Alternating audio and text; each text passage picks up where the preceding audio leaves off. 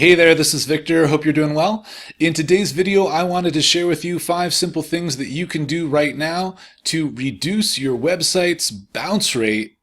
What's your website's bounce rate, and why should you even be paying attention to this video? I guess that's the first question we better cover. So let's talk about bounce rate. Before I even tell you what a bounce rate is, let's just say that if you can do this, you can get more people coming to your site and make more money. If your website is making money right now, this will help you make more money, which is really the name of the game as far as I'm concerned with it. So what is your website's bounce rate? If you type something into Google, let's say we wanted to type in San Francisco web design, because I like that result, because I got to find myself right here. So let's say I click on that result, right? I get to that website page. And of course my internet's running slow whenever I shoot videos. It somehow knows not to go quickly. But let's say you come to the website, here I am, and instead of doing anything, like clicking on any links or anything, I just hit this back button, right? That's what's called bouncing. I've just bounced out of that site. That's my bounce rate. So we want to reduce that, obviously, and let's talk about the 5 things that you can do. Before we do, let's talk about your actual bounce rate on your website. So you can find out what that is by putting Google Analytics on your site. Hopefully you have Google Analytics running. If you don't, stop what you're doing right now and put Google Analytics on your site, because you should definitely be doing that. Once you do, you'll see this is your bounce rate, and you might be going, wait, is the bounce rate number supposed to be really high? And the answer is no. No, it's not. It's supposed to be the lower the better. And you might be saying, well, if you have such a high bounce rate, why are you even writing this video? And that is a fair point. But the reason I'm showing you this is because, especially when you're dealing with SEO traffic and blog traffic, it can really kind of mess up what you think that your website's bounce rate is. So the first thing you really want to do is you want to identify the bounce rate on a per landing page basis. So I'm here under Audience Overview, and we want to go here to Behavior and Site Content and Landing Pages. And this will give you a much more accurate view of your bounce rate. So this will show you your bounce rate on a per landing page. Landing page is the page that people come to from their Google search. That's really kind of all we care about. If you're doing pay-per-click traffic, that'll be your landing page too. But in any case, you want the number for that particular landing page. As you can see here, a lot of these 90s are kind of blog post traffic, especially stuff that I did that gets traffic, but it isn't super relevant, and it kind of jacks up my bounce rate. So when you're looking at it, you want to look at it that way on a landing page basis. You also want to look at it on mobile versus desktop.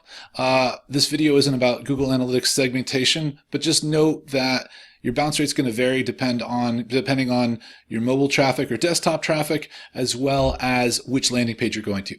So let's get into it. 5 tips that you can use right now to reduce your website's bounce rate. Number 1 is just the speed of your site. If your site is running too slow, Google doesn't like it and people don't like it. Literally, before your site fully loads, if it takes over 3 seconds, people will just hit that back button and go away. So what I recommend doing is use this website here, tools.pingdom.com. I'll have all of these links in the description of this video. You can put your website in here, and it'll actually give you a list of all the things that you need to do to help speed up your site, and then just hand that over to a developer, get your site running faster. That will definitely help reduce your bounce rate. So that's tip number 1. Tip number 2 is just split test your website. So what does split testing mean, and how do you do it? So how do you do it is through this site here, Google Optimize. I did a video on it. It's optimize.google.com. It's amazing, and it's free. It's fantastic. And really what you're doing is you're just showing 2 variations of a certain page of your site to a visitor. You have the control, which is just like the main page that people would regularly come to, and then you have the variant, the variation. And it could be a completely different page. In this case, it was a completely different page with a different design.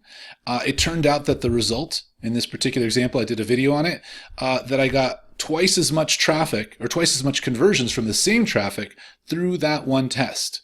That also, well, in this case, what was funny, I don't even know if it shows here, it actually didn't even reduce my bounce rate in this example, but it did increase the conversions.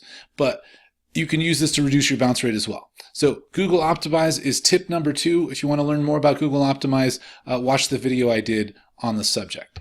Tip number 3 is use a tool like HotJar. Anything that uses heat mapping to map how people interact with your site, that will help you quite a bit. So as you can see here, this shows you where people move their mouse and how people are interacting with the page on the site. And you can kind of see where they fall off or what they're paying attention to or what they're not paying attention to.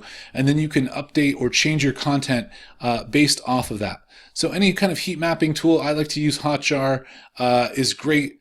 It helps you improve the content of your site and therefore reduce your bounce rate. So that's tip number 3. Tip number 4 is Google Search Console. Google Search Console is fantastic. I did a video on this one as well. And so the tip here is you might not know that your site or page ranks for keywords that you don't even have on the page itself. I'm guilty of this as much as anyone else. So as I was preparing this video, I noticed it had the term web design price sheet for a particular page. This is my website design pricing page, right? So this is here, and if I go type in the word sheet, you'll see that the word sheet does not exist, but people were searching for that term, web design price sheet. So I should probably have a section on the page that relates to website design price sheet so that it's more relevant to kind of all the queries that people are searching for, and therefore people will be more engaged, like the content more, and will reduce the bounce rate accordingly. So that's tip number 4. And tip number 5 is check your site on mobile. So many more people are coming to the site on mobile these days. Many of my clients, it's getting to be like 50%, some as high as 80%. And so you really want to see what the site looks like on mobile. You might be shocked at that the site looks fine on desktop and all of a sudden the mobile looks terrible, and that's where a lot of your bounces are coming from for people looking on their phone, and it just doesn't look as good. And you could improve it that way, and that would definitely reduce your bounce rate as well. So those are it. Those are my 5 tips on how to reduce your website bounce rate. Hopefully you found this video helpful. If you did, please feel free to leave a like, subscribe to the channel, and if you need help with your website project, please be sure and visit thomasdigital.com. We offer a free mock-up of your new website before you sign or pay for anything, so visit Thomas Digital to learn more. All right, well thanks, and I'll see you in the next one.